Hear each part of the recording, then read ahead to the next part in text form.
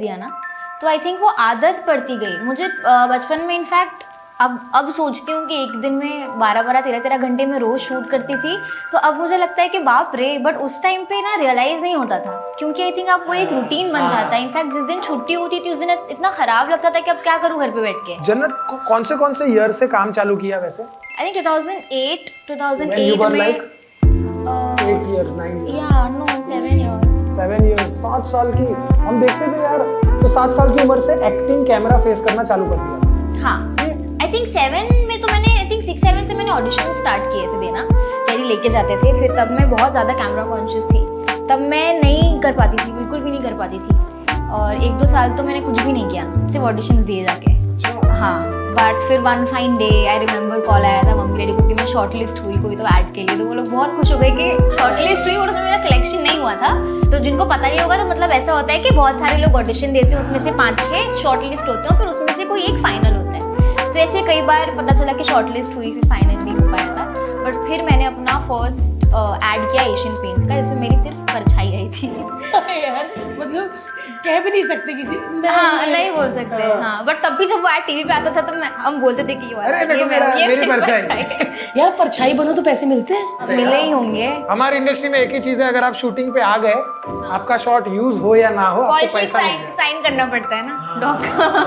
Voucher वो बहुत बार ऐसा हुआ ना, बहुत बार ऐसा नहीं होता था कि बहुत लोग होते थे सेट पे आ गए बट सीन नहीं लगा, लेकिन बोलते साइन करके जाओ, उसको बुलाओ साइन करके जाएंगे। एटलीस्ट पैसा तो आ जाए। हाँ हम लोग तो बोलते थे कि यार अगर आपने बहुत ज्यादा टीवी फेस बन गए हो ना, तो आप फिल्में नहीं कर सकते, आप और कुछ नहीं कर सकते, लोग आपको बोलेंगे टीवी है। लेकिन जन्नत ने तो बचपन से ही टीवी किया, और एक टाइम पे टीवी छोड़ा।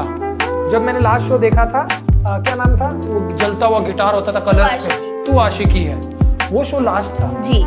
और उसमें भी वही 12-12 घंटे वाला शूटिंग जी 12 घंटे तो अपना लगता ही है शिफ्ट, 7 से 7, 9 से 9, 2 से 2। लेकिन टीवी नहीं छोड़ा, डेली सोप छोड़ा करना, और वो पहले से ही प्लान था। वो ऐसा नहीं था कि वो शो करने के बाद हमने सोचा कि अब नहीं करेंगे, वो पहले से ही प्लान था। जब उस शो की मेरी प्रेस कॉन्फ्रेंस थी तभी हमने बोल दिया था कि ये मेरा लास्ट टीवी शो होगा। जब शो लॉन्च हो रहा था तभी बोल दिया था। और उसके बाद हम भी चाह रहे थे कि हम कुछ अलग ट्राई करें, क्योंकि बचपन से एक ही चीज़ करी तो हमें भी था कि कुछ और। लेकिन जब वो शूट मेरा ख़त्म हुआ और जब मैं घर पे बैठी और जब मुझे पता था कि भाई अब तो मैं कोई शो करने ही नहीं वाली, तो आप बिलीव नहीं करोगे कि मैं इतनी परेशान हो गई कि मैं क्या करूँ। बिकॉज एक इंसान जो पिछले 8-9 साल से अपना टाइम अपने घर पे कम और सेट पे ज़्यादा बिताता है, सुबह से लेकर रात तक, और घर पे सिर्फ सोने आता है, उसके लिए कितना डिफिकल्ट होगा। और क्योंकि बचपन की आदत थी वो, और ये 16-17 साल की बच्ची है।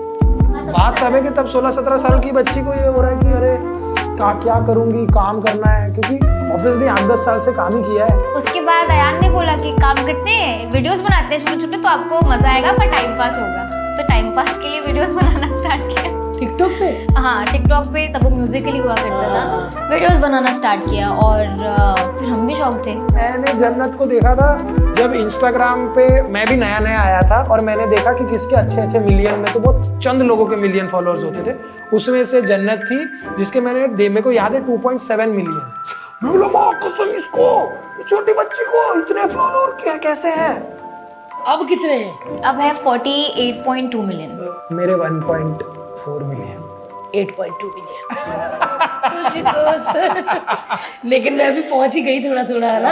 ये आपके ऑफलाइन फॉलोअर्स तो मुझे लगता है कि फिर तो 100 मिलियन क्रॉस कर जाएंगे। बट ये कन्वर्जन होता है क्या, जो आपको फॉर एग्जांपल ऑनलाइन आपके 48 मिलियन फॉलोअर्स है, लाइक 5 करोड़ लोग, आप जब बाहर जाते हो तो ऑब्वियसली लोग इतना तो वो करते ही होंगे, या कभी ऐसा होता है कि कुछ लोग आपको पहचानते ही नहीं और आप बोलते हो भाई। अगर कहीं मैं गई बाहर और लोगों ने नहीं पहचाना, मुझे बहुत अच्छा लगता है कभी कभी ऐसा लगता है कि आप भी उन्हीं का एक पार्ट हो, कोई आपको अलग से नहीं देख रहा है, कोई आपको वो स्पेशल ट्रीट नहीं कर रहा है, कोई आपको चुपके वीडियोस नहीं निकाल रहा है। तो कभी कभी ना वो फीलिंग बहुत अच्छी होती है जब मैं कहीं जाती हूँ। और मुझे ऐसे इंडिया में बहुत कम होता है, जैसे बाहर दुबई वगैरह गए तो वहाँ होता है, तो बट वहाँ पर फिर ऐसा लगता है कि अच्छा लग रहा है, ये भी अच्छा लग रहा है, ये भी आप समय के लिए होता है, क्योंकि 2-3 मिनट बाद तीसरा बंदा है, अरे वो दो को भी बोलते थे जो नहीं पहचान है ना।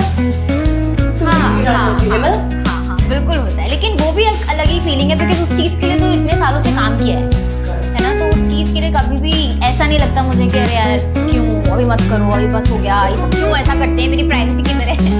मतलब ठीक है, प्राइवेसी भी ठीक है, लेकिन अब जैसे मैं ना एक्सीडेंटली फेमस हो गया, मैंने ऐसा सोचा नहीं था ना कभी, मैं तो अपना बिहाइंड द सीन वाला काम था, लेकिन जब मैं अचानक हो गया ना तो मेरे को बहुत लोग बोलते अरे अभी तुम्हारा वो नहीं होता ना कि रास्ते पे खड़ा रह के खाना नहीं खा सकता, तू घूम नहीं सकता, तू ये नहीं कर सकता।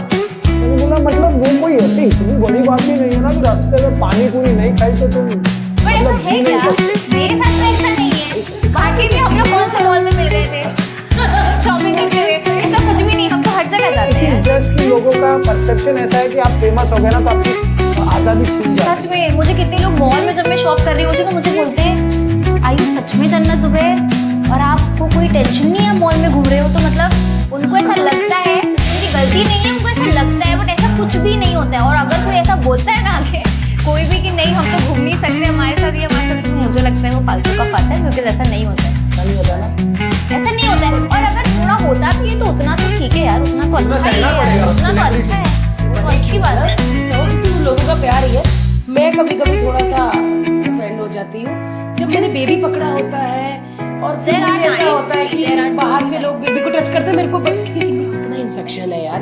मैं तो अपना बच्चा किसी को देने में डरती भी नहीं, मेरे को होता है कि जैसे मैं पली हूँ वैसे हो, और कोई निकले है या कहीं बात हो रहा है कैसे हो गोले को पकड़े तो मैं थोड़ा बोलती हूँ कि प्लीज आप पहले, वो भी प्लीज करके बोलती हूँ, मुझे ऐसा लगता है कि गुस्सा ही ना कर जाए, Offend ना हो जाए। देखना मत ना कर हाँ, दे। हाँ। मेरे को ये डर लगता है कि कुछ ऐसा बोलेंगे तो हमें जब टीवी, ये वही है ना जिसने बोला था उस दिन हमें मॉल में, कह रही थी मैं नहीं करती। चेंज कर इसका शो। अरे बट लेकिन आपको पता है ये चीज इसलिए नहीं क्योंकि आप एक पब्लिक फिगर हो, ये कोई भी मदर फिगर होने का कोई पॉइंट नहीं, और अगर इससे कोई इंसान ऑफेंड हो रहा है तो मतलब फिर होने दो फिर, होने दो साफ फिर। कर पकड़ लो बच्चा, है ना? अच्छा जन्नत घर में कैसी है, क्या करती है सुबह से लेकर शाम तक, क्या रूटीन है? रूटीन ना बहुत अलग हो गया है, मतलब सुबह सोते हैं दोपहर में उठते टाइप का हो गया है, लेकिन जब काम होता है तब नहीं, लेकिन जब काम नहीं होता है तो रात को नींद ही नहीं आती, पता नहीं क्या हो गया है ये। जितने भी यंगस्टर से मिला हूं लोगों को तो आपको नींद ही नहीं आती, ईशू को भी नहीं आती, लेट लेट जागते रहते हैं, नहीं आती ना किसी को भी। नहीं आती है, किसी दिन अगर मैं 1:30-2 बजे सो गई तो मुझे वो अचीवमेंट लगता है सच में, और ये कोई अच्छी बात नहीं है, मैं ये नहीं बोल रही कि ऐसा ही करो ये बहुत अच्छी चीज मैं कर रही हूँ, हम ट्राई करते हैं, मतलब मेरे डैडी भी एक्चुअली, अच्छा सारे बाकी भी घर वाले मैं आपको ये बता रही हूँ कि मेरे डैडी जो हैं वो हमेशा से ना एकदम वो रूल में रहे कि घर में चाहे कोई आ जाए कोई दावत हो 10 बजे बेडरूम में सो जाना है उनको, और सुबह 6 बजे उठ के उनको जिम और ये वो उसमें रहे, और अब हम लोग की वजह सुबह 5:30 बजे सोए मतलब सिर्फ हम नहीं, हमने उनको भी हमारे जैसा बना दिया है। हमें अक्सर रात को 3 बजे भूख लगती है, फिर हम खाना ऑर्डर करते हैं, कुछ बनाते हैं, मतलब ये अलग रूटीन हो गया है। मतलब इनके घर में इतने मजे हैं, ऐसा नहीं कि मम्मी डैडी बच्चे रहते, दोस्त रह रहे हैं, सारे चारों दोस्त रह रहे हैं। बैचलर पैड जैसा। तो बेसिकली कल रात को हमें नींद नहीं आ रही थी, और अक्सर ऐसा होता है कि हमें रात को 2-3 बजे ऑटोमेटिकली भूख लग जाती है, और फिर हम ऑर्डर करते हैं या तो खुद जाके बना लेते हैं, और फिर वो टोटली डिपेंड करता है कि वो आपका नाश्ता भी बन जाता है, और क्योंकि फिर सुबह इतना लेट सो के उठते हैं कि फिर डायरेक्टली लंच होता है, तो हमारा सुबह का नाश्ता इज वो मिडनाइट मील। यार बड़े प्यारे उन लोग को उनको बहुत मजा आता है, उनको अच्छा लगता है, उनको अच्छा लगता है टाइम स्पेंड करना। वो रात को भी यही बोल रहे थे कि मुझे अच्छा लग रहा है कि हमारी फैमिली बैठी हुई है, हम रात को एक साथ बैठ के बातें कर रहे हैं, मुझे कोई प्रॉब्लम नहीं है। तो वो चिढ़ती विड़ती नहीं है, उनका ऐसा नहीं है कि अरे मुझे उठा दिया मेरी नींद नहीं है, नहीं, उनको टाइम स्पेंड करना फैमिली के साथ अच्छा लगता है कोई भी टाइम। लेकिन जन्नत मेरे को थोड़ा सा रिवाइंड करके अगर हम जाए, जब म्यूजिकली होता था तो पहला वीडियो डाला और व्यूज आने लग गए, तब तो ऑब्वियसली लोग जानते थे बिकॉज आप एक टीवी सेलिब्रिटी थे ऑलरेडी। उसके बाद जब टिकटॉक आया, और टिकटॉक में आप लोग के फॉलोअर्स मतलब कितने थे टिकटॉक पे? खत्म होने पे 28 मिलियन थे कुछ। 28 मिलियन फॉलोअर्स थे। ऑन द स्पॉट टिकटॉक बंद हो गया। आपका तो चलो दूसरी जगह पे आपका काम था, लेकिन व्हाट वाज योर रिएक्शन कि ठक करके बंद कैसे कर दिया? I was okay with it, क्योंकि जो रीजन से बंद हुआ था उसमें कोई सवाल ही नहीं था कि मैं बुरा मानूं या मैं ये सोचूंगी क्यों बंद हुआ। जैसे फॉर एग्जांपल एक आदमी गुलाटी मारता है, 100 गुलाटी मार लेता है, मैं नहीं बोल सकता यार मैं भी गुलाटी, क्योंकि मैंने वो प्रैक्टिस ही नहीं की, मैं अपने आप को उस दर्जे पे नहीं ले सकता। लेकिन इंस्टाग्राम मेरे पास भी है, इंस्टाग्राम जन्नत के पास भी है, ऐसे फोटो मैं भी डालूंगा, जन्नत को आते 10 लाख लाइक, किसी रैंडम आदमी को आते 200 लाइक 300 लाइक। अब वो फ्रस्ट्रेशन किस पे निकाले? वो जन्नत को ही बोलेगा अरे तेरी फोटो नहीं अच्छी है कमेंट सेक्शन में आपको ट्रोल करेंगे या क्या करेंगे, तो उस पे क्या पर्सपेक्टिव होता है? बिकॉज आप तो लिखते हो रोज। यार जन्नत ऐसा इतनी प्यारी बच्ची है यार, मतलब लोग ऐसा कमेंट्स में हेटर भी होते हैं, हेट करना इज नॉट ओके, किसी को नापसंद करना है, किसी को डिसलाइक करना इज ओके। क्योंकि मैं हमेशा यही बोलती हूँ कि हमने उनको वो अथॉरिटी दी है ना। मुझे कितने सारे कमेंट्स आते हैं, इतने अच्छी अच्छी चीज़ें लिखते हैं, इतनी अच्छी अच्छी बातें लिखते हैं, तो उसमें से लोग आते हैं जो बुरी चीज़ें भी लिखते हैं, लेकिन उसका भी एक तरीका होता है और उसका भी एक सर्टन एक लिमिट होता है। आपको मेरी फोटो नहीं अच्छी लगी, आपको मैं नहीं अच्छी लगी, मैं आपको अच्छी लगती ही नहीं हूँ, चलो कोई बात नहीं यार, मतलब मैं कोई वो हूर परी नहीं हूँ मैं जो सबको अच्छी लगूंगी, नहीं अच्छी लगती मैं लोगों को, दैट्स ऑल राइट। लेकिन फिर उसका वो जो एक लिमिट क्रॉस कर देते हैं ना, कि फिर वो फैमिली पे चले जाएंगे, वो भाई पे चले जाएंगे, फिर वो हर चीज़ को निकाल के और फिर वो आ जाएंगे गंदे वर्ड्स यूज करने पे, तो दैट इज नॉट राइट। आप किसी को पसंद कर सकते हैं, आप किसी को नापसंद कर सकते हैं, लेकिन आप किसी को इस तरह से डिसरिस्पेक्ट और इतना डिमीन नहीं कर सकते कि वो इंसान अपनी एग्जिस्टेंस पर ही क्वेश्चन कर ले कि भाई क्या मैं इतनी बुरी हूँ कि मेरे वजह से यहाँ मेरे पेरेंट्स को भी लोग गाली दे रहे हैं, मेरे भाई को भी दे रहे हैं, मेरे काम को भी दे रहे हैं, ऐसा क्या कर दिया मैंने? तो वो एक क्वेश्चन तो आएगा। और नो मैटर कोई कितना बोल ले, मैंने भी कई बार बोला है कि the best way to deal with this is to ignore, but नहीं होता है। हर कोई ये बोलता है कि आपको जितना प्यार मिल रहा है उस पर फोकस करो, और हम करते भी हैं, लेकिन वो इतने हार्श वर्ड्स होते हैं ना कि वो कहीं ना कहीं ऐसे आके चुप जाते हैं कि यार ये गलत है, ये हम डिजर्व नहीं करते, क्योंकि क्या कर दिया ऐसा? खुद का फोटो डाल रहे हैं, खुद का रील बना रहे हैं, आपका बुरा क्या कर दिया हमने? इनफैक्ट मुझे लगता है कि ऐसे बहुत सारे लोग हैं, यू नो, सपोज गलत वर्ड्स यूज करके वीडियोस बना देते हैं, ऐसे कंटेंट या ऐसी कोई चीज़ बना रहे हैं जो शायद अच्छी नहीं है या वो अच्छी नहीं अक्रॉस आ रही है फॉर दी ऑडियंस। उनको नहीं मिलता हेट, उनको लोग पसंद कर रहे हैं, लेकिन जो इंसान कुछ नहीं कर रहा है उस इंसान को आप इस तरह से पूरी फैमिली को डिसरिस्पेक्ट कर रहे हो या डिमीन कर रहे हो, so I think that is not right. वरना नापसंद करना या कुछ ऐसा कमेंट करना जो आपको क्रिटिसाइज करे, आई थिंक दैट्स ओके, उसका कुछ नहीं कर सकते, उसके लिए आप कमेंट सेक्शन बंद कर सकते हो। बहुत लोग कमेंट सेक्शन बंद करते हैं, लेकिन वो भी दिख जाते हैं, मतलब वो ऐसा लगता है कि यार फिर मजा नहीं। हम उस नौबत पे क्यों आए कि हमें वो बंद करना पड़ रहा है डर के कि यार इससे कोई हमें बोले से अच्छा हम बंद कर दें। बोलने वाली बात है, लेकिन वो मोटी चमड़ी रखो, बोलने दो जिसको बोलना है, क्या ही कर सकते हैं। जन्नत गाना भी गाती है। हाँ यार, जन्नत ने मुझे नया मिल ही जाएगा, जन्नत गाना गाती यार। तो जन्नत जब सोशल मीडिया एक्सप्लोर करना क्या सोचा था, तब यूट्यूब भी दिमाग में था? आपको पता है मेरे यूट्यूब का चैनल मेरे इंस्टा आईडी से भी पुराना है। हाँ, पहले मैं ऐसे गेट रेडी विद मी बनाती थी, अपने मैं बाल कैसे टॉन्ग करती हूँ, मैं कौन सी पार्टी में किस तरह तैयार होकर उसके वीडियोस बनाती थी। That was all for fun. उस टाइम पे तो पता भी नहीं था कि ये सब मोनेटाइज होता है, इससे ये होता है। मेरे चैनल का नाम था कंप्लीट स्टाइलिंग विद जन्नत जुबैर, जो मैंने अभी 2-2.5 साल पहले चेंज करके सिर्फ जन्नत जुबैर रहमानी किया है। और अगर आप मेरा उसमें प्रोफाइल पिक्चर देखोगे तो वो आज भी 2014 या 15 का है। अच्छा, वो भी नहीं चेंज किया मैंने अब। और उसी पे गाने डालती रहती? हाँ, उस पे ही मैंने गाने डाले, तो वो तो बहुत पुराना है। उस टाइम पे आप मेरे पुराने वीडियोस देखोगे तो मेरा makeup routine, full face makeup using only lipsticks, ये सब करती थी मैं। हाँ, जन्नत इतनी अच्छी हिंदी बोलती है, लेकिन मैंने अभी तो नहीं, हो गए 1.5 साल, मैंने जन्नत का एक गाना भी सुना है पंजाबी। किसके साथ था? जिंदगी दी पौड़ी, मिलिंद गाबा। यार वो गाना क्या ना यार, मतलब वो मैं और हर सुनते ना ऐसा लगता कि प्यार करने वालों के लिए बहुत अच्छा है। सारे वर्ड्स जो वर्डिंग है वो समझ आए थे पंजाबी वाले सारे? नहीं, उस टाइम पे तो बहुत ही कम आए थे, क्योंकि चलो उसके बाद हमने इतने ज्यादा गाने सुने पंजाबी, उसके बाद मैंने फिल्म भी करी पंजाबी, तो मुझे थोड़ी थोड़ी पंजाबी बोलनी भी आ गई, समझनी भी आ गई, लेकिन वो बहुत ठेठ पंजाबी है। तो जो गाना है ना वो ऐसा नहीं थोड़ा थोड़ा पंजाबी उसमें आ रहा है, ऐसा नहीं है, वो पूरा पंजाबी है। जिंदगी दी पौड़ी, पौड़ी मतलब सीढ़ी, तो पौड़ी आम किसी को समझ नहीं आता।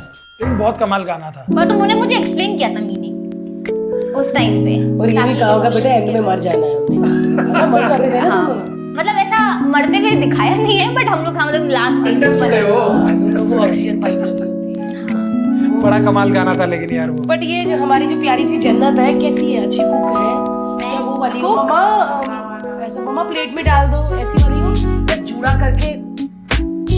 देखिए, जूड़ा तो कभी भी हो जाता है, बट वो कुकिंग के लिए होता है या नहीं होता है वो नहीं बोल सकते। कुकिंग नहीं करती, मतलब ऐसी कुकिंग नहीं करती कि अभी दोपहर का खाना पकाना है टाइप वाली। जैसे अब बोला मैंने आपको, कल रात को भूख लग रही थी तो मैं और अयान गए, हमने कुछ बना लिया, बट मुझे ऐसे प्रॉपर कुकिंग बोलो तो नहीं आती है। बट ऐसे रोटी वगैरह मैं अच्छी बनाती हूँ, एकदम गोल गोल रोटी। जैसे लॉकडाउन में मैंने बहुत काम किया था, रोटी अच्छी बना लेती हूँ। मुझे दाल चावल बनाना आता है, सब्जी बनाना आता है, बनाती नहीं हूँ बट आता है। बिरयानी, कबाब? अब आप बहुत एकदम वो चले गए। मम्मी बनाती बिरयानी घर में? हाँ, मम्मा बनाती हैं। अच्छा, मम्मी खाना अच्छा बनाती? बहुत अच्छा। आप लोग एक ही घर में इतने सारे लोग सुंदर सुंदर कैसे हो सकते हैं? मैंने कई वीडियोस में देखे जन्नत, आपकी मम्मी भी एयरपोर्ट में भी थोड़ा पीछे पीछे रहती है, आगे नहीं आती है। मम्मी भी इतनी सुंदर, पापा भी, भाई भी, ऐसे कहाँ से आए हो आप लोग? मम्मी पापा से। उनकी लव मैरिज है? हाँ मतलब मम्मी अरेंज लव। बड़ी प्यारी सी अंडे अंडे वाली फैमिली थे, साथ अंडे सब प्लेट में रख दो, 4 अंडे प्यारे प्यारे से, तो वैसे प्यारे प्यारे से ये लोग हैं। तुम्हारा रखो तो एक मोटा, एक पतला, एक थोड़ा सांवला, एक पूरा सिंगाड़ा, ऐसा होती है इनकी प्लेट, पूरी उबले अंडों की है, प्यारी प्यारी सी। तो जब शूट पे जाती हो आउट ऑफ स्टेशन या आउट ऑफ मुंबई बाहर, तो साथ में कौन जाता है? दोनों में से कोई भी। अकेले तो कभी नहीं गई आज तक मैं। कभी नहीं? कि हमेशा मेरे शूट पे, किसी भी काम पे, हर जगह पे या तो मम्मी रही या तो डैडी रहे, कोई एक तो हमेशा रहे। किसके साथ ज्यादा कंफर्टेबल होती है? जब शूट और एक्टिंग वाला पार्ट होता है तो मम्मी के साथ, क्योंकि डैडी मेरे मेंटोर हैं, उन्होंने मुझे एक्टिंग सिखाई है। तो जब वो होते हैं ना, तो मतलब मुझे ऐसा प्रेशर रहता है कि मतलब। और डैडी कितने प्रोटेक्टिव है। मेरे को याद है खतरा खतरा खतरा हम लोग एक शो करते थे जिसमें जन्नत जब भी आई है ना टूट के गई है। जब भी आई है, एक बार खरोच आई, एक बार ऊपर से गिर गई, मैंने बोला यार, और एक बार केवी करणवीर गोरा ऊपर से स्लाइड से आ रहा है और जन्नत को उसके घुटना लगा, मैं बोला बच्ची गई। ऑफ कैमरा भी मैं जन्नत से यही बात कर रही थी, चाहे वो खतरों के खिलाड़ी हो या खतरा खतरा कोई भी हो, वो तो घुस जाती हो। कैसे सब बाकी सोच कैसे बंद करती हो? डर, मरना, चोट लगना, ये सब कैसे स्विच ऑफ करती हो? आई थिंक देखिए, अगर आप कोई प्रोजेक्ट, जैसे कोई बोलता है ना कोई फिल्म है या कोई सीरियल कोई कर रहा है, तो कैरेक्टर में घुसना बहुत इंपॉर्टेंट होता है। आई थिंक सिमिलरली विद ये गेम शोज या रियलिटी शोज के साथ भी होता है। खतरों के खिलाड़ी का एक्सपीरियंस कैसा था? बहुत अमेजिंग था। इनफैक्ट वो जो स्विच ऑफ कर रहा था मैंने, क्योंकि हमने देखा हुआ है शो, हमें पता है क्या स्टंट्स होते हैं, शॉक लगता है, हाइट का मिलता है, ठंडे पानी में आपको जाना पड़ता है। तो आप अगर प्रिपेयर होके नहीं जा रहे हो तो फिर मतलब वो आप क्यों ही जा रहे हो? फिर सबको पता है कि वो किस लिए मेरे को है। क्या देख रही है? क्यों जा रहे हो फिर? मैं ना थोड़ा सा वैसा हूँ कि मैं अगर मेरे को कुछ करना है ना तो ज्यादा ऐसा सोच समझ के नहीं, ऐसा नहीं कि देख के जाओ क्या हो यार, जब इसको करना है तो कर लेता है, फिर तो किया क्यों नहीं? मेरे को तभी ऐसा था कि बहुत पैसा था तो मुझे लगा मैं क्या सांप की पप्पी रहूं। मेरे को ऐसा लगा कि मैं कर लूंगा शो साइन करने से पहले, लेकिन जब मैंने सांप देखे, उनको इतने पास से देखा ना, मेरे को वो होता है। आप जब तुम्हारी शादी होगी ना और तुम्हारा पति चीखे मार रहा होगा, कितनी बेइज्जती महसूस होती, ऐसे लगता कि माय हस्बैंड मर्द। नहीं, ऐसे करो तो ऐसी मेरी मांग भी भरी, चूड़ा भी पहना, मैं भी क्या करूं, पति चीखे मार रहा है। लेकिन आई थिंक बहुत फन था। आपको ना, मैं डॉग्स और कैट से बहुत डरती हूँ, लेकिन वहाँ पे सांप और क्रोकोडाइल से सबसे मुझे इतना मजा आ रहा था। एक टाइम पे तो मुझे वो वाले एनिमल्स के साथ मुझे स्टंट क्रीपी क्रॉलीज मिलना ही बंद देने बंद कर दिए। क्यों इतना डरती नहीं है। देखना करो तो फिर वो देते नहीं है। सबसे डिफिकल्ट स्टंट कौन सा? मुझे वहाँ जाके पता चला कि मुझे हाइट से डर लगता है, मुझे पता नहीं था। वहाँ जाके रियलाइज हुआ। फिर जो मेरा एक सेमी फिनाले क्रॉस करने वाला स्टंट था, फिनाले में जाने वाला, उसमें दोनों का कॉम्बिनेशन था। वो एकदम हाइट पे था और हाइट पे शॉक, मतलब वो पतले पे चलना और शॉक लगेगा। तो मतलब मैंने कहा ये क्या कॉम्बिनेशन है, बट मैं जीत गई। वो तो स्टंट जीती। हाँ, जब रोहित शेट्टी सर के साथ खड़ी होती थी छोटी सी, वो कहते थे ये लड़की कुछ और ही है। रोहित सर ने बहुत सपोर्ट किया, मतलब बहुत ज्यादा। मतलब आई थिंक आधा स्टंट आपका उनकी मोटिवेशन और उनकी गाइडेंस से ही हो जाता है। वो इतना अच्छा हो। पहले दिन ऐसे लाइन में खड़े होते 12-13 लोग, तो सब जन्नत को देखते होंगे, 2 एपिसोड में आउट हो जाए। अरे मैं खुद 2 एपिसोड की कपड़े पैक करके लेके गई, तो मुझे शौक है। हाँ, क्योंकि मैं सबसे लास्ट कंटेस्टेंट थी और मुझे पता नहीं था कि मैं गाने वाली हूँ, और मैंने कुछ प्रेप नहीं किया था। तो बहुत सारे लोग थे जो पहले से वर्कआउट कर रहे थे, काफी सारी ट्रेनिंग्स लेना शुरू कर देते प्रिपेयर होने के लिए। जिस दिन हमें हमारा शूट था प्रोमो का, उस दिन मुझे पता चला कि मैं फाइनल जा रही हूँ। पहले आया था तो हमने हर बार मना कर दिया, क्योंकि मुझे लगता था मैं प्रिपेयर ही नहीं, तो मना कर दिया। बेस्ट हो गए थे। उसी दिन मैं गई मेडिकल कराने मॉर्निंग में, मेडिकल करा के घर आई और फिर गई छुट्टी। थोड़ा लोगों को समझा देते हैं कि खतरों के खिलाड़ी में जब भी आपको चैनल पहुंचता है और आपका सब लॉक हो जाता है, उसके बाद भी आपका एक मेडिकल टेस्ट होता है। वो मेडिकल टेस्ट में वो बताते हैं कि आप वहाँ पर जा सकते हो क्या नहीं। या उसमें आपका हाँ, उसमें आपका टिटनेस और ये सब है ना। और वहाँ पे हार्ट वार्ट सब चेक करते हैं, उसके बाद आपको भेजते हैं। लाइक सेफ्टी तो बहुत ही होती है वहाँ पर, लेकिन फिर भी कुछ ना कुछ हो ही जाती है। जैसे हमारे में अविका के पैर में बुलेट एंड्स ने काट दिया था। चींटियां, ऐसे तो लड्डू पे चींटियां लगी है, उसने काट दिया और वो पैर हाथी पैर बन गया इतना वो लड़की मतलब, और वो बड़ी स्ट्रांग थी लड़का, मतलब वो कीड़े वीड़े उठा लेती थी। तो वो गई, उसने पैर डाला, उसने मेंढक और बुलेट एंड्स मिल के कुछ ऐसा हो गया, और उसका पैर में ऐसा डॉट डॉट डॉट वाला हो गया था। श्रीशांत का पैर पूरा, भारती को सबसे कम हुआ था। मतलब लिटरली प्लास्टिक सर्जरी करवानी पड़ेगी वो दाग छुपाने के। साथ में कौन गया था खतरों की लड़ी में? डैडी। तो कभी डैडी से देख कहते थे कि मत कर, क्यों? नहीं, देखिए डैडी कभी भी सेट पे नहीं आए। हाँ, सेट पे देखिए वैसे तो वो लोग आपको पता है किसी को अलाउ नहीं करते साथ में आने के लिए, बट क्योंकि मैं सबसे छोटी थी तो डैडी को अलाउ किया था, बट वो होटल पे ही थे। तो बस जब मैं हम लोग की बस आती थी तो डैडी को पता होता था टाइमिंग, तो वो पहले से नीचे आके खड़े होते थे। तो जब तक मैं निकलती थी उसके पहले जितने लोग जाते थे वो डैडी को बोल देते थे कि क्या किया आपकी बेटी, क्या है और ये, तो वो ऑलरेडी खुश हो जाते थे तब तक। तो जब तक कि मैं बाहर निकलती थी तो वो स्माइल ही कर रहे होते थे कि सब इतनी तारीफ करके अभी निकले हैं। मैं एक बात बोलना चाहूंगा, जन्नत के पापा ने ना शायद जन्नत जितनी ही मेहनत की है जन्नत का करियर बनाने के लिए, बिकॉज हम देखते थे ना यार, हम बोलते हैं कि 10 घंटे 12 घंटे जन्नत काम कर रही है यार, मम्मी पापा 10 घंटे या 12 घंटे सेट पे रहते हैं बच्चों 10-12 घंटे तो ये काम कर रही है ना, वो 16 घंटे से काम कर रहे होते हैं। ये जब सो रही है तब मम्मी उसके खाने की तैयारी कर रही होगी कि शूटिंग पे क्या करना, पापा कह रहे होंगे कैसे जाएगी ये क्या, माँ बाप तो उससे पहले ही ज्यादा तैयारी कर रहे मतलब होते जब मेरी 7 की शिफ्ट होती थी और क्योंकि रात को अक्सर 10-11 बज जाते थे सोने में, तो डैडी मुझे उठाते नहीं थे, वो मुझे गोद में लेके जाते थे, गाड़ी की सीट पे पीछे सुला देते थे और मेरा ब्रश वगैरह सब कैरी करते थे, और जब वैनिटी में जाके सुला देते थे और जब बोलते थे कि हाँ सब रेडी होने वाले, क्योंकि मेकअप वगैरह क्या होता था, हमें कपड़े बदलो, बाल बनाओ, बस उसके 5 मिनट पहले मुझे उठाते थे, ब्रश करवाते थे और भेजते थे, क्योंकि वो बोलते थे कि आधे घंटे की भी अगर नींद तुम्हें एक्स्ट्रा मिल रही है तो तुम सो जाओ। क्या बात तो मम्मी डैडी है यार, हमारे मम्मी डैडी तो उठो ना तो लाइट पंखा बंद कर देते हैं, फिर गर्मी में उठना पड़ता है, छत पे सो तो चादर उतार देते हैं, फिर धूप और मक्खियाँ, मतलब प्यारे मम्मी डैडी है यार। हम भी गोले के ऐसे मम्मी डैडी बनेंगे, है ना?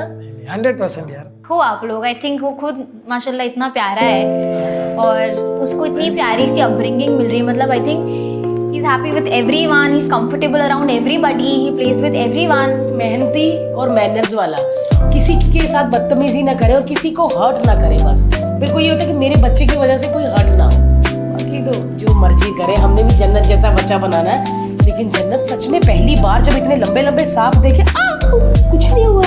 नहीं, एकदम ऑनेस्टली बोलूँ तो जब मैंने देखा कि सांप वाला स्टंट है या क्रीपी क्रॉलीज वाला है तो मुझे बहुत रिलैक्स्ड फील होता था। हाँ, मुझे लगता था कि चलो अच्छा है, ये तो फट से हो जाएगा, तो मुझे डर नहीं लगा। बट आई थिंक वो टोटली डिपेंड करता है। आपको पता है एक स्टंट मुझे मिला था जिसमें मेरे ऐसा एक बॉक्स था, मेरा मुंह डाला था, उसमें सब चूहे डाल दिए थे, उसमें मैं सबसे ज़्यादा रोई हूँ और मुझे सर बोल रहे थे कि मतलब तूने क्रोकोडाइल उठाया है अपने हाथों में और तू चूहों से डर रही है, और मैं रो रही हूँ सर मुझे नहीं करना है, नहीं कर पाऊंगी सर, मैं नहीं कर पाऊंगी। तो वो टोटली डिपेंड्स, आपको जिस चीज, एक स्टंट था जिसमें कबूतर था, मैं डर रही थी और सब मेरे पे हंस रहे हैं। अंधेरे वाला नहीं था, एक ऐसा वो होता है आपको कि ऐसा बॉक्स में दिख नहीं रहा होता है, ट्रांसफर करनी होती है, करंट लगता रहता है और दूसरे वाले में ऐसे कबूतर या कुछ भी स्पाइडर्स वगैरह हो सकते हैं। तो मेरे बॉक्स में कबूतर, तो सब मेरे पे हंस रहे थे और बाद में मुझे मेरे कंटेस्टेंट ने आके बोला तू नाटक कर रही थी ना, क्योंकि किसी को यकीन ही नहीं हो रहा था कि मैं कबूतर से डर रही हूँ। हमारे साथ भी एक अंधेरे वाले कमरे में हमको डाल दिया। पता है मैंने